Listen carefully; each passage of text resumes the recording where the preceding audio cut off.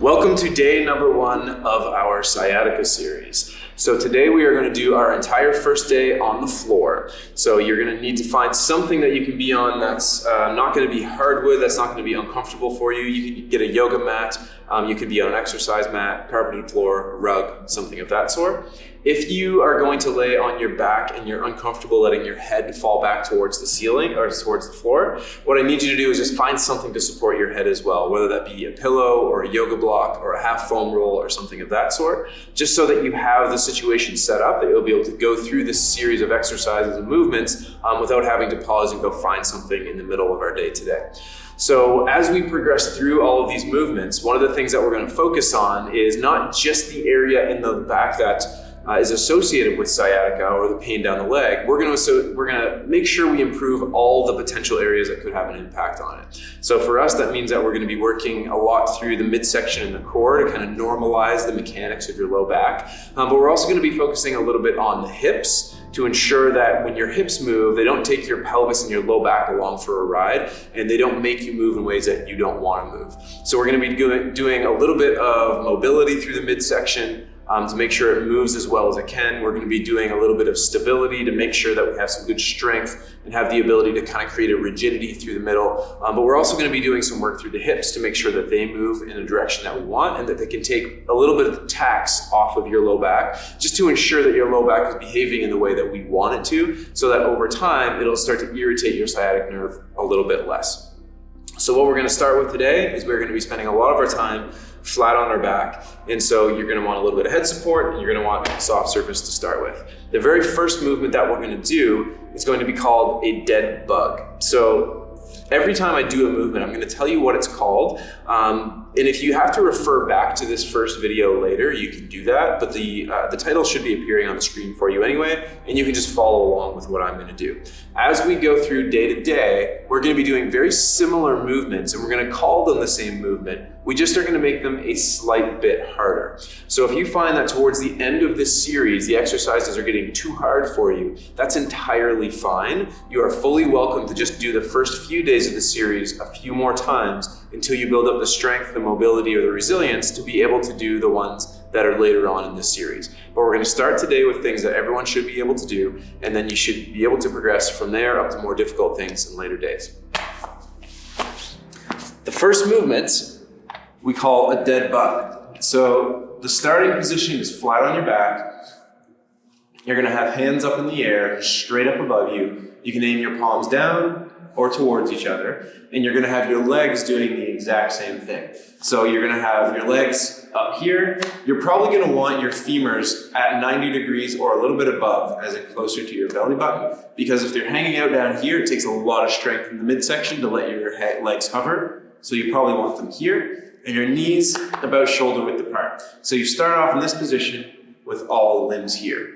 So for today, all I want is for you to maintain your pelvis and your rib cage in the same relative position to each other as we move. So a lot of the time as we do this, you'll see sometimes people's backs arch or sometimes people flex like this. All I want is for you to take your ribs and your pelvis and kind of lock them onto each other. It doesn't have to be as hard as you can. It just needs to be kind of stiffened up and through here. And I want you to maintain that. As you maintain that, we're going to start moving our limbs around.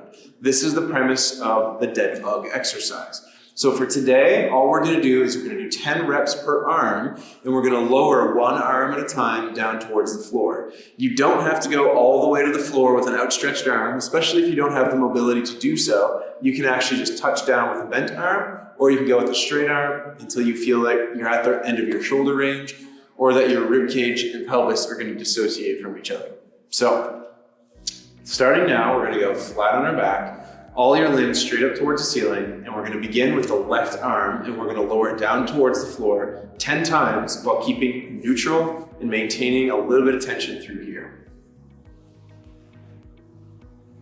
So you should notice that this, for most people, is relatively easy. If you find that your midsection is strong enough to do this, that's great. We're going to challenge you more in future days. If you find that your shoulder becomes an issue with this, try not to go down quite so far and just hold a tiny little bit longer. We've just got 2 more. Good. And the last one. Good. So if you didn't find that that was a big challenge to hold here the whole time, you can move right into the next exercise while still holding all your limbs up in the air. If you found that this was a challenge for you, you can just let your limbs down, kind of let everything relax, let your midsection relax, let everything kind of go floppy for a minute. And then once you feel like you've regained a little bit of energy and the ability to produce more tension, then we're gonna put legs straight back up again, and we're gonna do the other arm for 10 reps. So if you feel like your shoulder doesn't want to go the whole way, you have the option of just bending here. And some people will even find that if they bend their elbow and then straighten their arm up, that is going to be easier as well. It's not worth us sacrificing your shoulder or some other joint just to try to make your sciatica or your low back feel better. And if you change the orientation of your hand, the orientation of your palm, you might find that it makes certain things easier or harder. You can just play around with it. And we've got 1 more rep. Good. And then at the end, just try to let everything down slowly and try to let everything relax again. So the next movement that we've got is called a side plank. So there's an advanced version of this movement that we're going to get to later. But when we start, we do something that's meant to train the side of the body without putting too much tax onto the rest of the system. So generally speaking, the goal during this exercise should be very similar to the dead bug in that you should have your pelvis and your rib cage maintain their relative position to each other. Meaning we don't want twisting, we don't want kind of ribs poking out or kind of hollowing in. All we want is to maintain this as somewhat of a cylinder through the middle. And then we're gonna move limbs or we're gonna move other things to try to ensure that we have the capacity to kind of train the midsection. And with the side plank, we're gonna do a hold. So for today, with the side plank, we're only gonna do a 10-second hold on this, and that will make it more than enough for some people. If you find that 10 seconds is not long enough or it's not a challenge, by all means, you can hit pause in the video and continue it a little longer, 20 or 30 seconds per side. But for our purposes for today, 10 seconds per side should be more than enough. So the ultimate version of the side plank that we're going to get to later is going to be a long, stretched out straight line from our feet to our elbow. But the way that we're going to start on day 1 is we are going to do one of 2 versions. So you can start on your side with your knees stacked and up in front of you and your shoulders stacked underneath you. One of the things that is the most common discomfort from this position is actually the shoulder for people. So if you find that the shoulder is a problem for you, I want you to hold on here to your shoulder or even press back into your shoulder a little bit. And if you have to, you can aim your chest a little bit down towards the ground. The last thing that you want to do is let this happen to your shoulder because this will put a lot more stress into it. So you want to make sure, we call it packing the shoulder. We want to make sure we take our shoulder and put it a little more underneath us. Okay? So we start with our hips flexed and our knees flexed and stacked up in front of us so that when we start, we're not just kind of sagging down towards the ground here. We're actually going backwards. So option number 1, when I say go, is going to be to have your knees in front of you, everything stacked, and you're going to bring your hips up and forward like that. That's option number 1. Option number 2 is going to be laying flat on your side, and you're going to do the same sort of thing. Instead of lifting your hips off the ground because they're already on the ground, all you're going to do is press into the ground with your top hand here, and you're just going to lift both of your thighs off the ground, and you're going to hold. So the point here is not to squish here as hard as you can, so I don't want that. All I want you to do is to just ever so lightly lift, and you should feel a lot of these muscles in the side of your body doing some work, okay?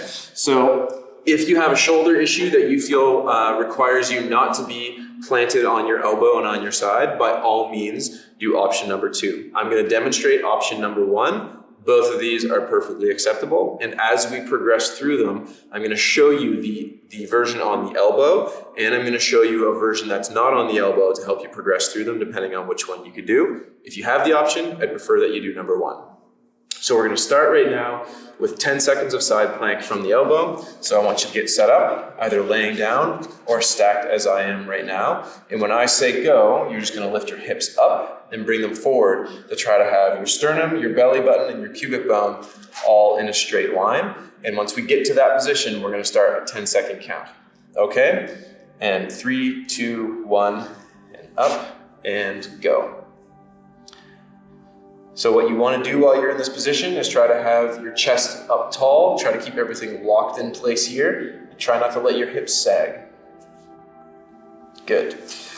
So 10 seconds is pretty short, but it can be pretty difficult for some people. So we're going to start on the other side, same thing. Your knees are going to be stacked up in front of you, hips flexed, and your pelvis and your butt are going to be behind you.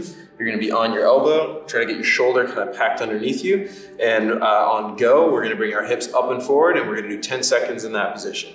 So 3, 2, 1, go.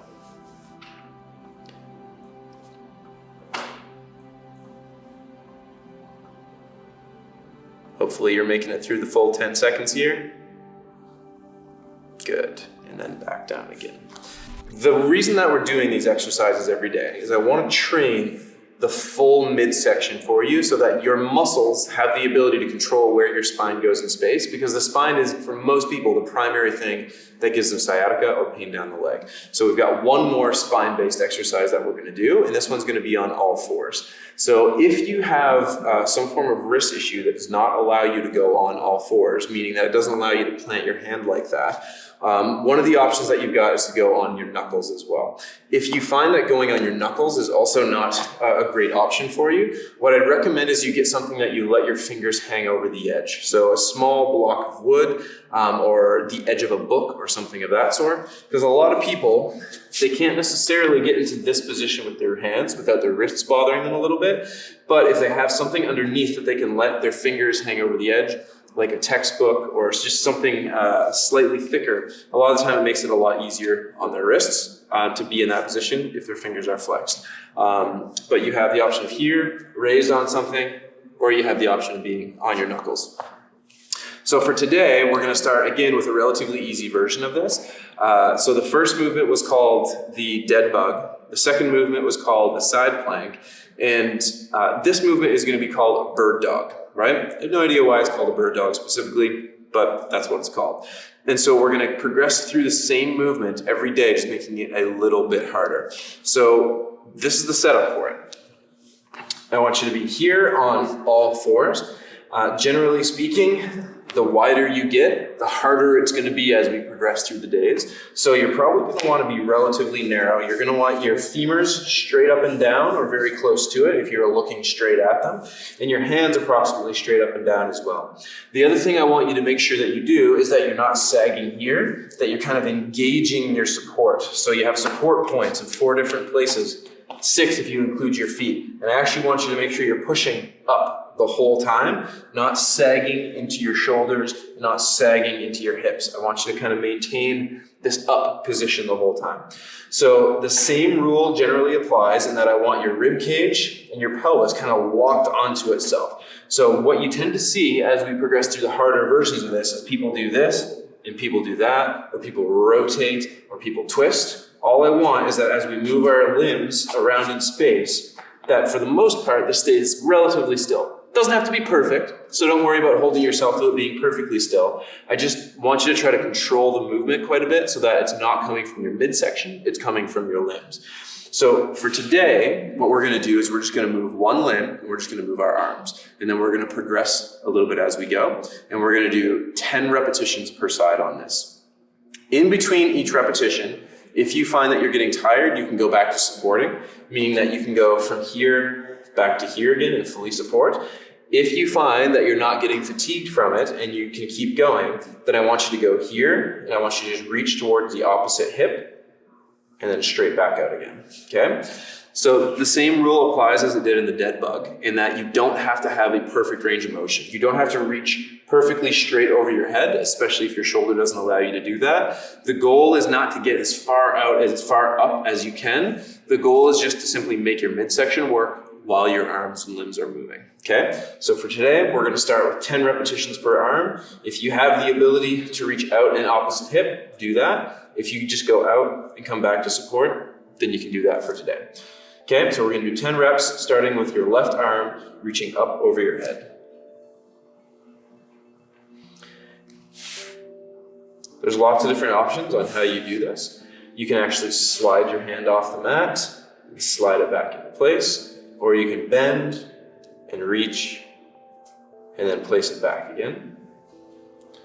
Or if you want, we can go to opposite hip.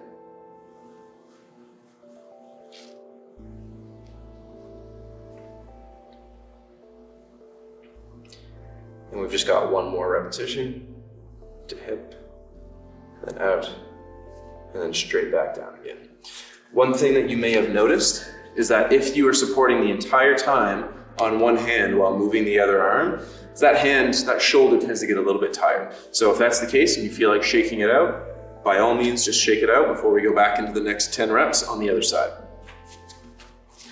So we're gonna start with 10 reps, this time with the right hand instead of the left, starting now.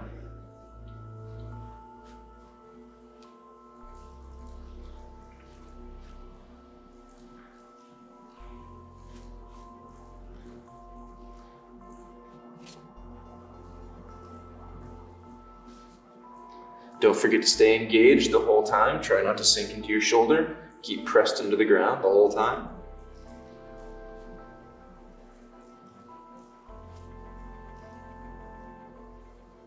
We've just got 2 more.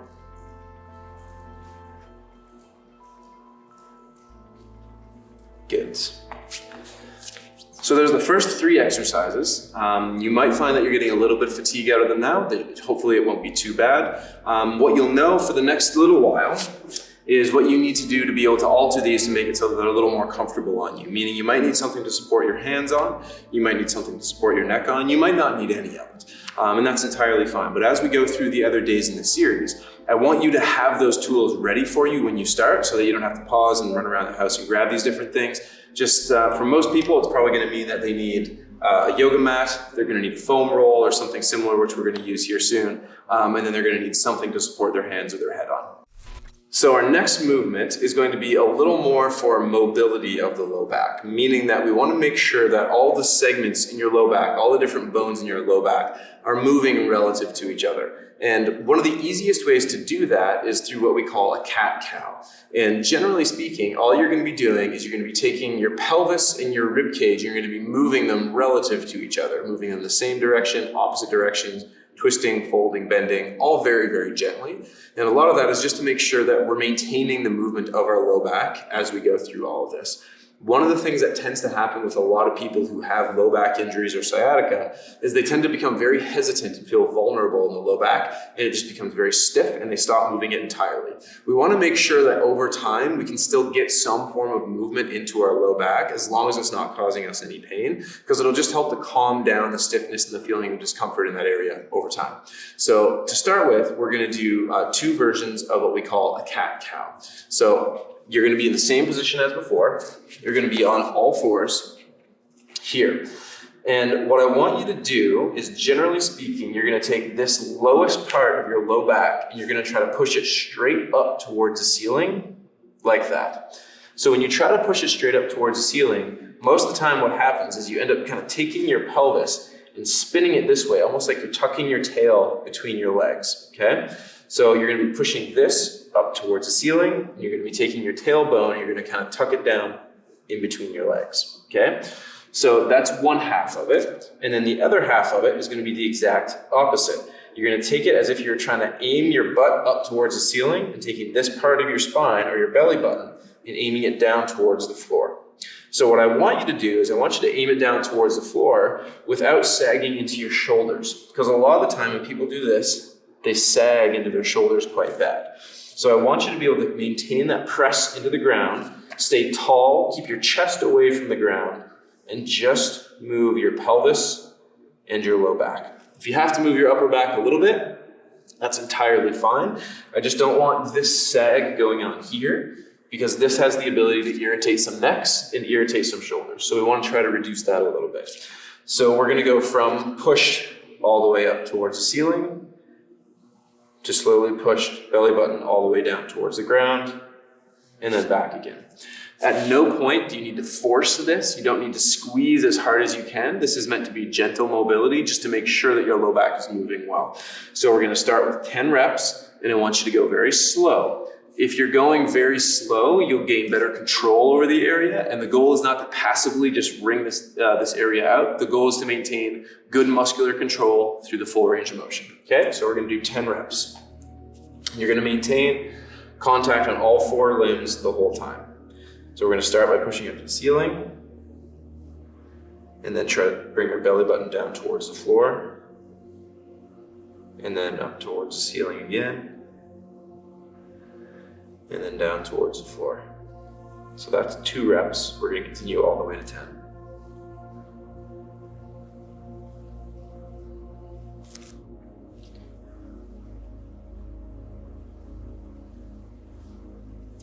If you find that either of these movements gives you pain down the leg, meaning when you curl up towards the floor, or when you press your belly button down toward, or curl up towards the ceiling, or press your belly button down towards the floor, then I want you to avoid that.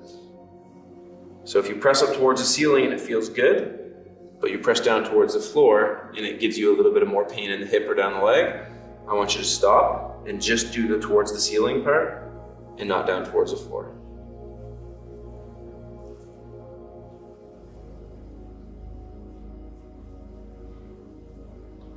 Got 2 more.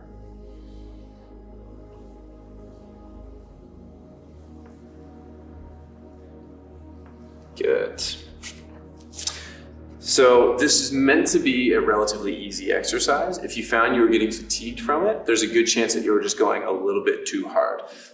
You may have noticed wrists getting a little bit uncomfortable and other things. If you need to take a break in the middle to kind of stretch out your wrists in some way, shape, or form, or you need to just give them a little break before you go back into it, by all means do that. You can also put your hands on things to give them a little bit of extra support while you're there. Or if you need to, you can actually do it with your hands on your thighs here as well, okay? If you're in all 4, it's gonna be easier on the back and easier skill to learn. So the next movement we're gonna do is actually gonna be the exact same movement. It's just gonna be side to side rather than top to bottom. So in the cat-cow that we just did, we had our belly going down and then we had our back going up. This time what we're gonna do is we're gonna act like we're trying to pinch something between our rib cage and our pelvis here. Like we're gonna squeeze to the side, and then we're gonna do the exact same thing on the other side. We're gonna squeeze to a side here. So you're gonna find a neutral position somewhere between all the way here and all the way here, which on most people means we're gonna be about here. And you're literally just gonna pinch one side, and you're gonna slowly go through the middle, and you're gonna pinch the other side.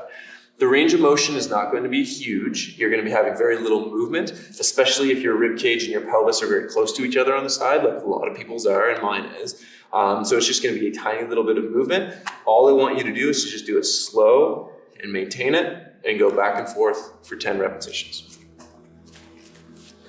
So we're going to take the left side first. We're going to start now. We're going to pinch and pinch. There's 1, pinch, and pinch. There's 2, 3, and again, try to maintain that push away from the floor as we go.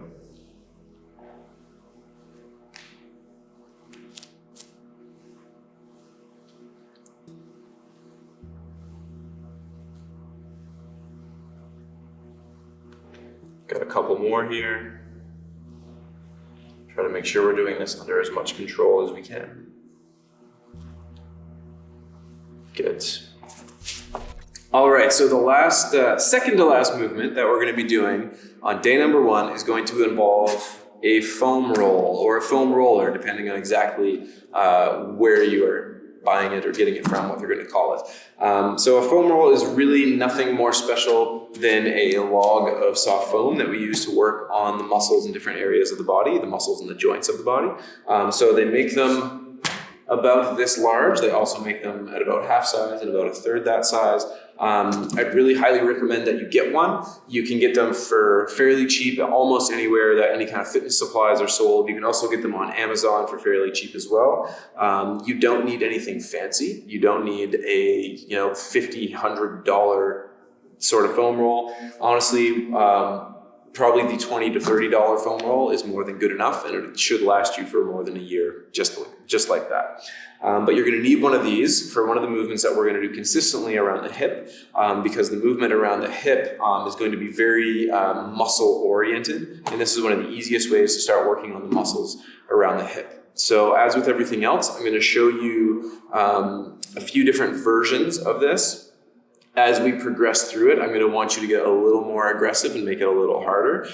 Just know that almost everyone, when we do this movement, it is uncomfortable to start. It does not mean that you're doing damage. It doesn't mean that you're doing anything wrong. But the muscles deep inside the hip are so sensitive that the vast majority of people will just find this uncomfortable. And after they do this every day for a couple of weeks, that discomfort disappears. And for the most part, it should just be soothing and make you feel better when we're done. So you're going to need some foam roll. For most people, I'd suggest the longer one just because it makes the balance a little bit easier.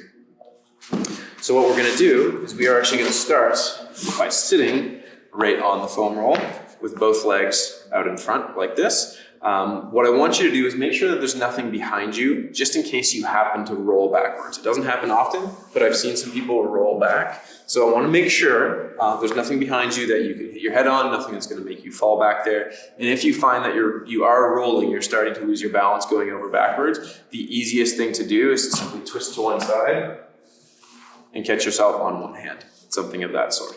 Or if you really want to, you can just let yourself lay down, but it's usually easier to just catch yourself on one hand. So by the time we're done this, what I want us to be able to do is to take one leg, put it on top of the other. It doesn't have to be all the way tight up to the hip. Take one leg on top of the opposite side knee, bend that up, and lean onto one side so that you're digging the foam roll deep into the muscles in the back of the hip. So that's what we want to be able to do by the end of this, is this knee bent, and on top. And the leg that's on top, we're going to be doing some work deep inside the back of the hip there. I realize that at the start, there's a lot of people whose hips are going to be stiff enough that we can't get into that position. So what we're going to start with for today is we are just going to have leg on the side like this, still on the ground. If you want to tuck it up, you can. But for today, we're just going to have it on the ground like this. So what we're going to do is we're going to do about 30 seconds per hip, just to make sure that we're kind of loosening the whole thing off and we're making it nice and easy, and we'll ease into it as we go. So there's no need for you to go 5 minutes or longer in each hip. There's a point of diminishing returns after about 1 minute to 2 minutes. If you feel like doing this on your own because it feels really good for your sciatica or just feels really good around the hips, by all means do it more, but just please don't overdo it. I've known people who have overdone it and it just makes their hips sore. You're not going to do anything wrong. You're not going to cause any damage, but it's just going to make you sore. So I'd recommend you start with 30 seconds, and over the next few weeks, if you feel like it, you can progress to 1 to 2 minutes per hip. So for the start, what we're going to do is we're going to kind of shift a little bit towards our right side, towards our right leg. You're going to take your left leg, you're going to kind of let it hang out to the side a little bit, and then you're going to bend your right leg. So you're going to be in a position that looks a little bit like this. You can have this tucked in tight, you can have it straight out. All I want is for you to be able to use this foot to control where you go, and then you're going to lean onto the opposite hand. So you're going to be supported primarily on right foot, your left hip's on the foam roll, and then your left hand. And you're going to lean like this. And all you're going to do is you're going to use this foot and this arm to roll you front to back like this. So all you're going to do is spend 30 seconds doing that. By the end of the week, what we want is to be tucked up like this. If you want to give that a whirl, go for it. For today, we're just going to have our feet oriented like this in front of us. And we're going to go 30 seconds on the left hip, starting now.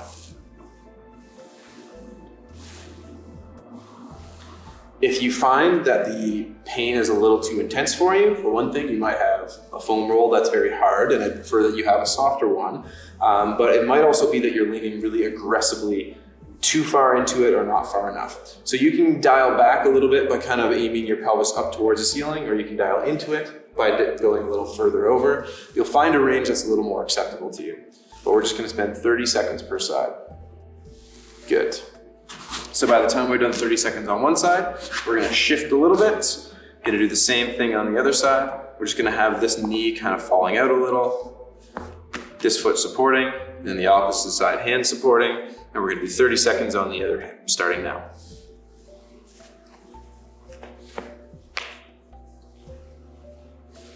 So if you don't feel much out of this today, that's entirely fine. There will be people that don't get a whole lot out of it, and that's just gonna get a little more aggressive as we go. And there's gonna be people that this is way too much for them. That's also entirely fine. If you're one of the people that it's very difficult and it's really uncomfortable in your hip, I'd recommend that you stay at this level through the entirety of this. Good, and there's 30 seconds on the other hip. So 30 seconds, if that's uncomfortable for you, can seem like an eternity, or 30 seconds, if it feels like nothing for you, is gonna feel like it goes by very fast. So just remember what I said. We don't wanna be absolutely pounding on those hips. We want a little bit of work done every single day so that over time, they start to accommodate and they start to feel a little bit better. On any one given day though, I don't want you to be a hero about it. I just want you to do 30 seconds or slightly more if you're comfortable with it. So the very last movement that we've got for day number 1 is going to be a stretch for the areas that we just foam rolled. So there are a lot of different variations that we can do of this. One of the easiest things that you can do is actually have your back supported against a wall or a countertop or a median or a chair or something of that sort. And you're gonna stretch the glute by bringing your knee up and across. So one of the easiest things to do if you have the range is to get your foot all the way up and across, and then pull your knee towards the opposite side shoulder, and you should feel a stretch down in the lower part of your hip here. So you'll be bringing foot up and over, and then pulling your knee towards the opposite side hip. If you don't have the range of motion to get into this, which a lot of people don't, you can start with your foot on the same side here, or you can start with your foot lower down the leg. Over time, throughout the week, what we want to do is bring the foot up, and we want to bring the knee in tighter as we go. For today, it might be easier if we just start here. So all we're gonna do is get your back supported on something, so this is a little easier on you. You're gonna have foot up beside the opposite side knee, and you're gonna kind of twist your sternum a little bit so your sternum is facing the knee that is up, and all you're gonna do is you're gonna pull up and across. If you're getting nothing in through here, and you feel like you have the range of motion, then take your foot and cross it, and pull it this way. So we're gonna do the same sort of thing. We're gonna do a 30-second timer on this one, and we're just gonna do 30 seconds of hold for now. If you feel like you're not getting much of a stretch out of it, pull your foot up higher, pull your knee in tighter. If you feel like you're getting too much of a stretch, then just dial back. We want it to be a stretch that's a little bit uncomfortable, but it shouldn't be causing any extra pain down your leg. So we're gonna go with 30 seconds starting now.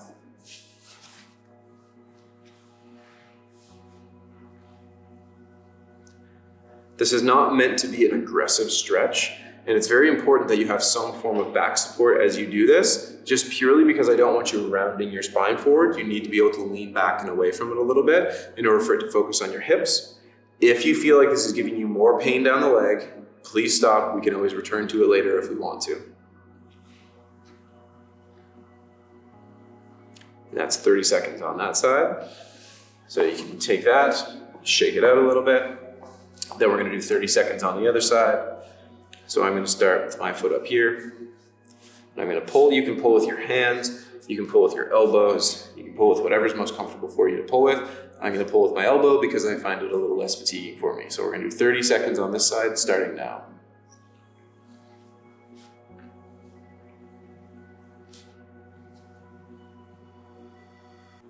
And again, if you get any pain down the leg doing this, I'd highly recommend that you stop. Almost anything that we do, we want the pain to start centralizing, as in moving up towards the middle, not peripheralizing, as in moving out towards the feet. So if you get pain starting to worsen or move out towards the feet, especially while you're doing it, I highly recommend that you stop doing that, and we can always try some other things later. And then we're done. So there's day number 1. We are already done. I know that we did a lot of movements for one single day. And at this point, what I want you to take note of are the things that made you feel better and the things that might have made you feel worse, because every case of sciatica is different and some of them are going to respond to very different things. So if any of these movements notably made you feel better, by all means, do them on repeat and do gentle versions of them over and over again.